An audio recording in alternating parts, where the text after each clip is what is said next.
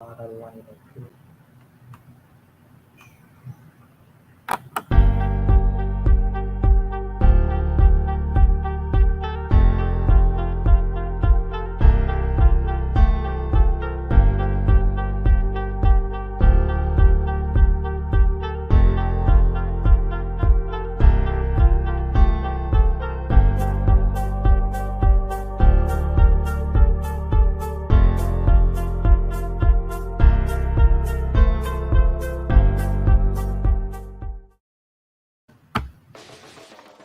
Good morning. Thank you for tuning in to the MonaLisa Monroe Morning Show. Grab your coffee or your tea, hunty, because we have a lot to talk about. But before we get started on those red hot topics, please go to my website, www.monalisamonroe.com. We've got t-shirts, we've got mugs, we've got toast. Believe me, we've got you covered. And also, you could purchase my book, Life After the Diagnosis. If you know a survivor or you are a survivor, this is the book that you need. Well, let's go ahead and get this party started right, shall we?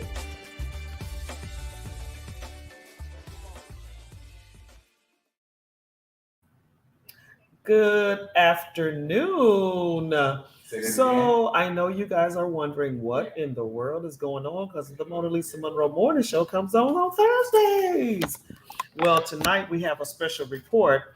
We have Senator Lester Johnson that we're getting ready to get set up. So I need to get him a platform and all that good stuff. So I want you guys to hang tight, hold tight for me while I do a little bit of technical stuff behind the scenes, okay? Hold one momento for me, hunties. We're going to get this going. Hold tight for me. Let's see what we got to do here. All right, we're going to put you on a brief pause and then we'll get you going. Hold on.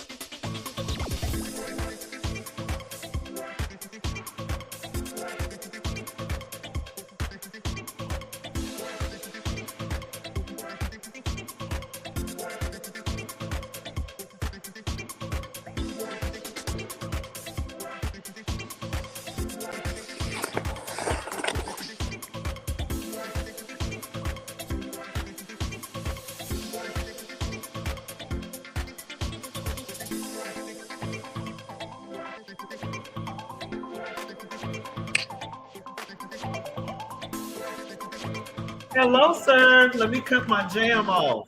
How are you? I'm fine, Miss Moore. Good evening. How you doing this wonderful Sunday afternoon? I'm doing fabulously amazing great. How about that? Well, that's great. That is great. Okay, wonderful, wonderful. So, I want to first of all thank you so much for coming on the show. Usually, we have the podcast, we have the show on Thursday mornings, Hmm. but this is our special report because we have the Mr. Dr. Lester George Jackson III on air with us today, and we also have Dr. Gary Monroe that's going to be facilitating this awesome call. And I just again want to just welcome you and thank you to the MonaLisa Monroe Morning Show. Well, I'm honored for one to be a part of your show. It is a wonderful opportunity for me to listen to you once again, and I'm just excited to be a part and also be along with my good friend Dr. Moore. All right. Let's it's Monroe, not more. First But of I all, get that all Did the I say? time. Did I say more? Did I say more? I'm sorry, You say Dr. more, Monroe. yeah. Well, I understand because what it is, we need more of Monroe. That's right. That's right. I was thinking about more of Monroe. Good comeback. Good comeback. Hey, I might have to use that in my next campaign. More of Monroe. That's right. Yeah. So hey, like my wife said, Mona, man, we are grateful and thankful to have you here with us. We know that you're senator serving now, but you decided to throw in your hat to run for the labor commissioner of the state of Georgia. Mhm. And so, being that this is, yes, we have a huge, Mona Lisa has a huge following, but from a grassroots perspective, let's talk about one, first of all, not only your platform, but what is exactly the role, responsibility, and the duties of a labor commissioner, as well as how does that benefit and help the people at a local level and a state level? Well, excellent question, Dr. Monroe. The Georgia Commission on Labor is a state executive position. It's a constitutional officer and it's a statewide position. The commissioner is responsible for implementing the state labor regulations.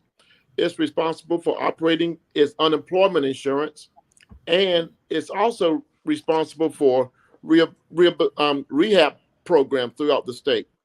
And another job of the state labor uh, commissioner is to produce such statistics and research covering the Georgia labor market. But he's also an ambassador for the state when it comes to corporations coming in. When it comes through with big companies coming in to do business with Georgia, he's an ambassador for the state to make sure that that we're going to train people for those jobs. We're going to prepare the citizens of this great state for these opportunities when we bring in these big uh, businesses. But also, he's going to make sure that the employees are treated fairly when these big businesses come in and start talking about regulations and what they want.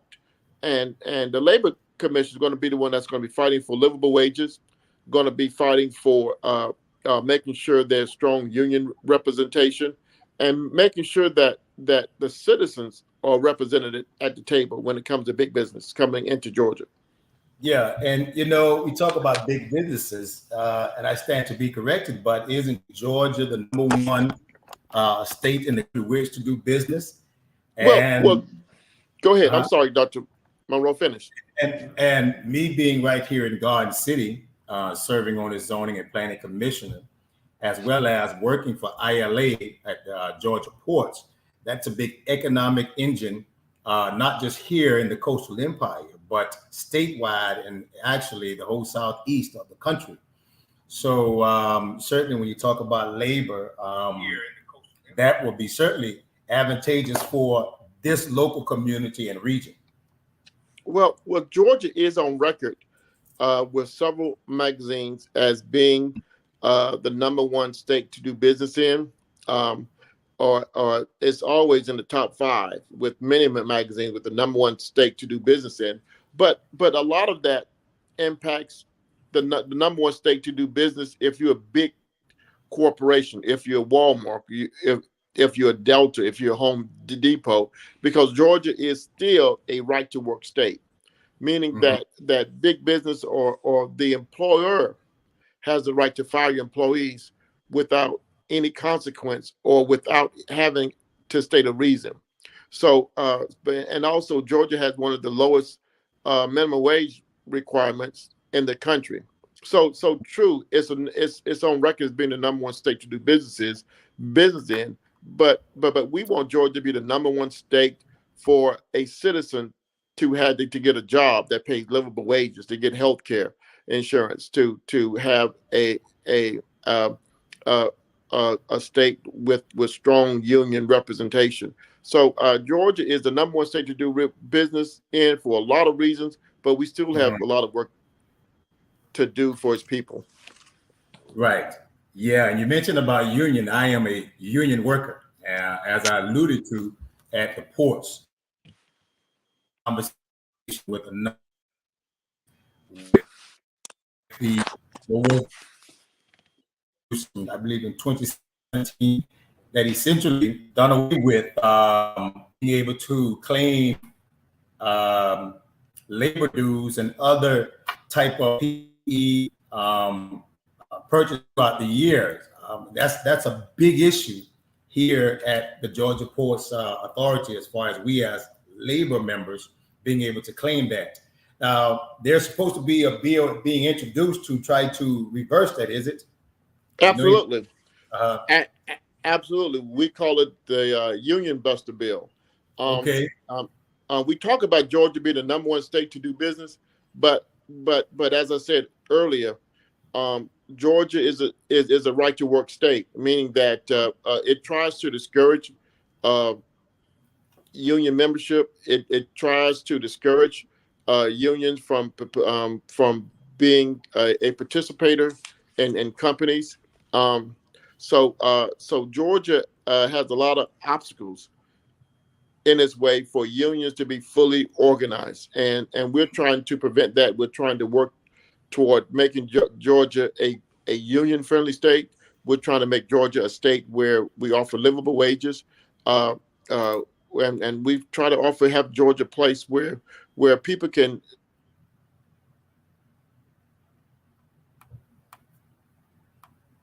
not only and live above the a low income standard. Yeah. And what's the poverty rate here in the state of Georgia compared to other the poverty rate in Chatham County, the poverty rate in Savannah, Georgia, 27% of the people in Savannah live below the poverty rate, which is hurtful. 17% of African American males are either unemployed or underemployed, which is horrendous. So Savannah is not like many other cities like Augusta, Macon, Columbus, and parts of Atlanta, where the people that's living people that's living below the minimum required stuff that we say is a livable wage or is about 25% across this state in urban Americans. 25% of people living below the poverty level, which is something that we're going to change when I become labor commissioner with your help, Dr. Right. Yeah, we were in Dallas a few weeks ago. My wife is from Dallas, and we were just blown away of the growth of residential development and the quality of life out in Dallas. And it was all consequent of the major corporations leaving California, moving into Dallas, and creating those job opportunities, as well as providing, as you mentioned you said rehabilitation programs, What about job training type programs? Is this something that the labor commissioner involves itself in? Well, yes, yes, and I will tell you this: Texas is doing a wonderful job by operating a series of grants and opportunities for business to come and move their headquarters to Texas.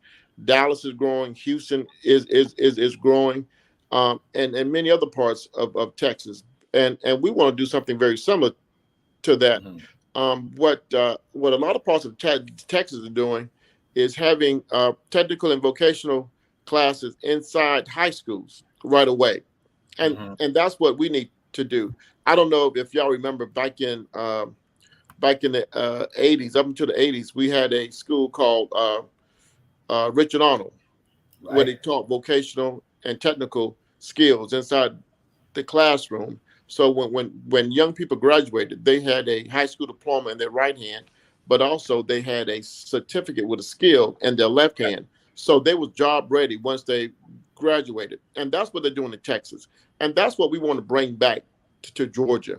In every school system in our 159 counties, have some sort of vocational, uh, technical program or career academy where people can be job ready once they graduate. And we found out in Texas, companies are coming in because they got young people with all these high tech job opportunities already, and they're teaching things in school like coding and computer programming. So when these young people graduate from even from high school, they're ready. When they go on to a vocational school, whether a 2 year uh, uh, uh, community college or vocational school, they are ready to achieve jobs making $70,000 or more just because they learn these technical schools while they're in high school.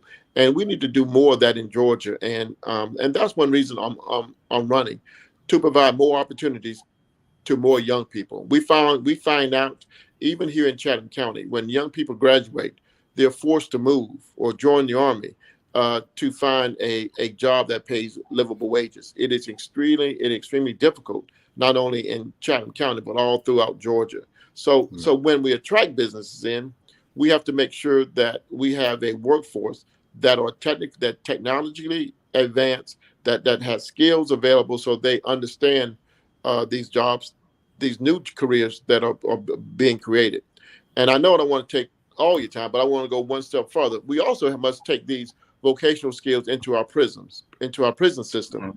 because we know that we have a lot of young men and young women getting out of prison, and we don't want them to go back on, go back in. And this recidivism rate uh, will be greatly reduced if we teach young people job skills while in the correctional institution. So when they get out, they're able to have a job so they can make a decent living, so they don't have to go back to those trials and tribulations, uh, uh, aspects of their lives that cause them to get in prison the first place. So there's a lot of opportunities for us. There's a lot of work for us to do. But the first thing for us to do is to go to the polls and vote, because we really have to vote this year, because not only our lives depend on it, but our children's lives and our children's opportunities to depend on this election coming up in May and eventually in November. Hey, Right. man, Right. that's a mouthful. I'm gonna be Yeah. short answers in the I was future. about to say, I was just about to say, you gave us a number of important things to consider and look at. But that's great because, hey, man, information is power. And I think certainly down here in Savannah, for that population that you want to get out and vote, the more information that we can give to the people, that inspires and encourages people to go out more so and vote. One of the things you talk about is our rehabilitation program. A good friend of mine, Julius Hall, he has a number of podcasts and social media shows, and one of them is Incarceration to Incorporation. So I think this somewhat fits into the mold and category of what you were talking about to help abate that recidivist rate here in Chatham County, and in not only just Chatham County, but in the state of Georgia. We definitely need some programs of sort. The greater part of my ministry and service has been to and with young men. Okay, that's where I began with young men. It led me to a point where I actually have a school for boys in Bermuda. And when we invest in those, we invest in men and young men, and certainly the earlier that we can get our hands on to them, the better it is, not only for our community or for them, but for our community. So I'm glad that is a high concern for you as going in as labor commissioner. We're going to speak that going in as labor commissioner. And who are you going against? Well, I tell everyone this labor race. There are three people. There are four other candidates running, but there's three people in this race that I would consider voting for. That's me, that's my wife's husband, and my children's father. All three of those candidates are great people, and I would consider voting. Yeah, that's a good one. I think all three of those guys are some good candidates, man. I like all three of those guys. I like all three of those guys that's running. But Georgia is a huge state. I've been in the General Assembly 20 plus years. I've been past chair of the Georgia Legislative Black Caucus. I've been past treasurer of the Democratic Party of Georgia, and a Democratic National Committee member appointed by President Barack Obama. So I've done a lot of leadership opportunities while in public service. I am the most qualified. I passed more legislative bills than all of my opponents combined. Wow. So a number of awards that we won't go into, but what you get from me is commitment, a sense of courage, and and dependability. I show up, and when I show up, I show out. So I want to get the job done. Georgia needs a new direction in its labor department, because honestly, for the past 16 years, the Georgia Labor Department has been doing things to Georgians instead of doing things for Georgians.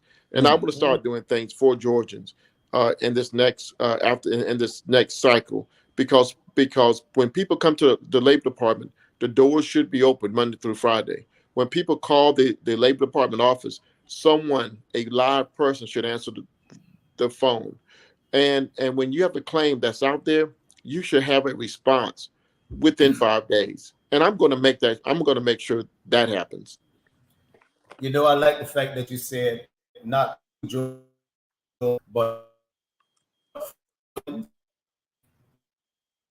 yes, we don't realize the great opportunity we have, because we are only 4 of the 50 states that actually vote our labor commissioner in. And so as citizens of Georgia, this gives us an opportunity to vote someone in, not who is, as you alluded to, who's doing something to Georgians, but can do something for Georgians. So that's a great opportunity that we have the power of change in our hands. So that's how important it is to get out and vote, because we can make a difference for what we want when it comes to labor and job skills, all of the issues and things that you alluded to. So how great is that it beneficial it is to the residents or the citizens of Georgia to have the voting power to determine who is their labor commissioner. Yeah, and it is, and it's not a far-fetched idea. We've had another Georgia labor commissioner from Savannah, Georgia, that we all know and that we all respect, and I'm not going to say those were the good old days, but Chairman Al Scott was former labor commissioner, right, and did a magnificent job. So we know that in Savannah and in Chatham County, in this low country area, we can elect someone that can do the job, that can take the labor office. We have currently 1,800 employees, that can raise it up to 2,500 employees when Chairman Scott was the labor commissioner, and do job training, and do unemployment to assembly line are opportunities. Now, when you look at the African Americans in Georgia and you find that 17% is underemployed or unemployed, we can't have that for African American males. So we need somebody in the labor office who understands that. We need somebody from who had a history of working uh, with the state party, have the history of working with under the gold dome, who can talk to the governor's office, who can walk to walk in the halls of the General Assembly, who can pass legislation, who can put more money to the department, so that we can bring not only more employees to talk about uh, job opportunities. We can have more. We can talk about bringing in more employees to bring in to put Georgia to that next level. So we're training everyone to be excellent citizens, but make sure everyone is working. While it's always a good campaign slogan as far as saying I want to be a voice for the people, voice for the people. It's one thing to be able to be a voice for the people, but what about just being able, as you alluded to, affect policy change? Because that's where the rubber meets the road. The ability to affect policy, whether it's at the local level, the state level, federal level. So, you hit on that you passed more legislation, submitted more bills than your candidates or those that you're running against. And how important is that for the people to really understand you're not just a voice for them, but you have the capacity to be able to affect change by changing policy? Yeah, and that's and I believe that's important. And I tell people all the time, this is a season for proven leadership. Mm-hmm. This is a season for proven leadership. The vast majority of people that I'm running against has never held public office, has never worked in government before, has never been a not only under the gold dome and pass legislation, but don't know how to put legislation in and implement legislation, working with the governor's office, and knowing how to put funding in for vocational technical programs. Under my leadership, we started Woodville Tompkins Vocational School, and that really changed the mindset here in Chatham County. And under my leadership, we want to have a Woodville Tompkins in all the 159 counties. Make sure there's some institution in every county where people can go and talk about, and not only talk about apprenticeship programs, not only talk about vocational programs or technical programs, where they can go in and learn the trade, learn the skill, and not only wait to graduation to be ready to work, but in a lot of instances they can go to school half a day and work the other half.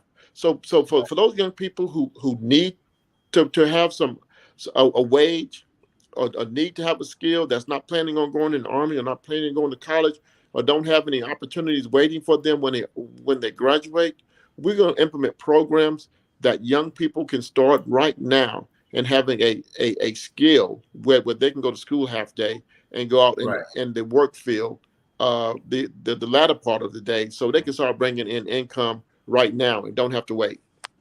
Right. And that's good. So we certainly can appreciate the time that you have set aside to have conversation, not only with us, but we wanted to just get your message out.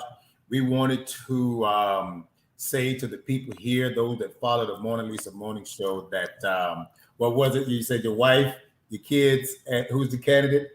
Oh yeah. Your husband.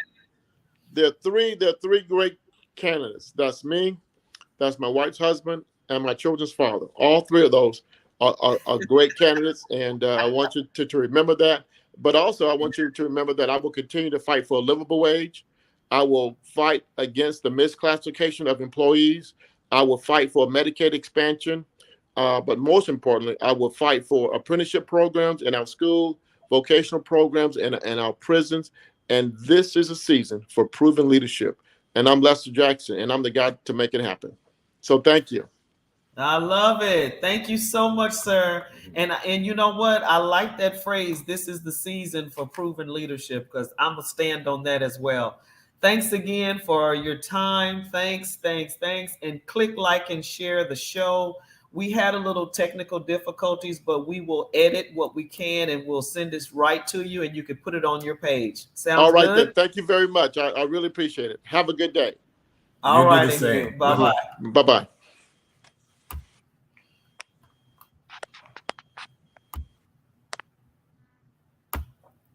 Well, that was interesting. I'm going to do quite a bit of edits, but other than that, thank you again, Mr. Lester Jackson. Mr. Jackson. Please vote for him. We're going to hopefully bring him back on for Thursday. That would be good. Well, we'll see. We'll see what his calendar. We'll see what his calendar looks like. But vote for Lester, especially now. Early voting is key. He was on my show. Yeah, early voting is key. Get out and vote. Don't wait till the last minute.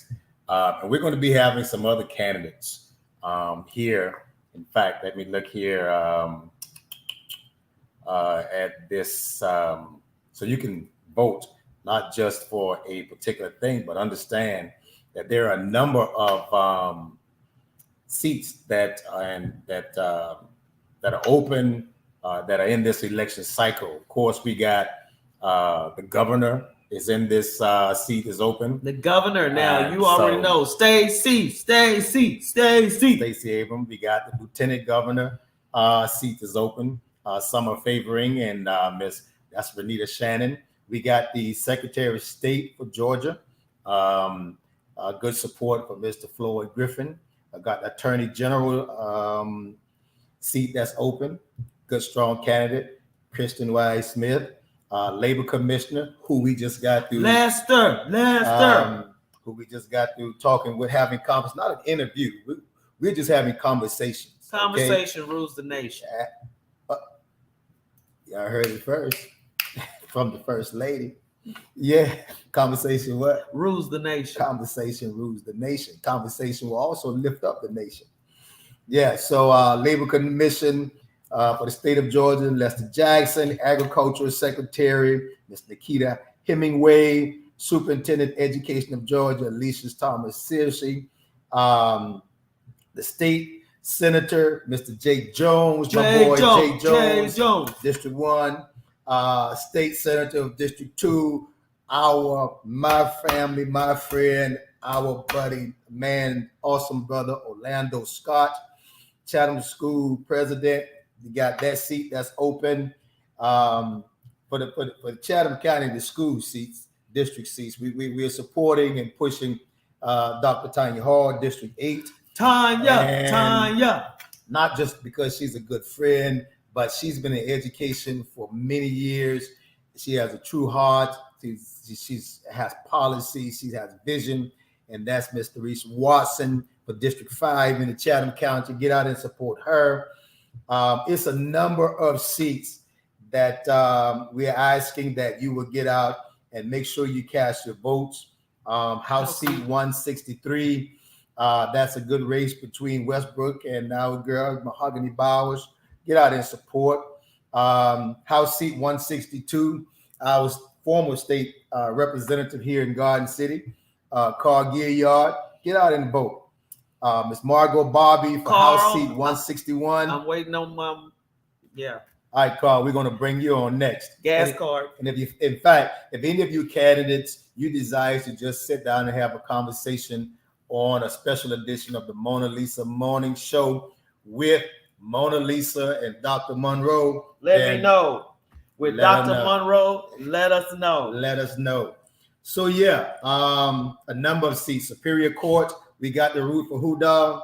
Tammy Stokes. We're pushing because these are people who are going to in your corner. These are people not only just a voice at the table, but these are people who are really seeking to just serve the people and do good for the people, not just politicians. Because I get a lot of flack for me, when you take the position that you're not just trying to be a politician, you don't care about status or staging, or you don't care about anything else but serving the people. Sometimes you get a little flack for that, but I can assert that the people we've called and just listed just now, these are people who are fighting in the realm of politics, not for staging or status, but to get something done and make a difference in society. And one last person, Board of Election.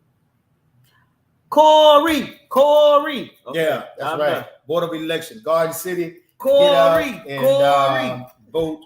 Corey Foreman, Board of Election. Listen, we know we have some polling issues in Garden City. Get out to vote in Garden City. And we need somebody from Garden City who has essentially a grassroots mentality and mindset of wanting to do good for people. This guy, brother Corey Foreman, I think he'll be good in that position. Board of Election. So Garden City, when you go out to vote this election cycle, early voting, I think you have to. Well, early voting is over. It's over. So early voting is over. So sure when do they vote? Make sure you get out to the polls. When did you vote? What's the date? 24th? Is it? Today is the 15th. No. When is I stand to be corrected. Julius, when is the voting day? Julius will correct me, or anybody out there correct. But for sure, Garden Cityans, get out to vote and vote for Corey Foreman for the Board of Election. That will be a good vote and candidate, because we have in Garden City, we need more precincts in the vulnerable communities, or we need a precinct in the vulnerable communities in District 3 and District 4. I just believe that every district, Garden City is small enough that every district should have its own precinct. Every district should have its own precinct. So, well, you know what? Let's talk with Corey about that one. Yeah. So that could be his platform. We'll give you something. So, give me something. Thank you again. This is the MonaLisa Monroe Morning Show special report. We had Senator Lester Jackson on our show today, and we're talking about the polls. We're talking about get out and vote. We're talking about registration. We're talking about changing not just your community, not just your neighborhood, not just your city. We're talking about changing the world. Thursday morning, 10 o'clock Eastern, 9 o'clock Central. We're going to see you later. Make sure you tune in. We got good stuff. Bye. Love, peace, and soul satisfaction.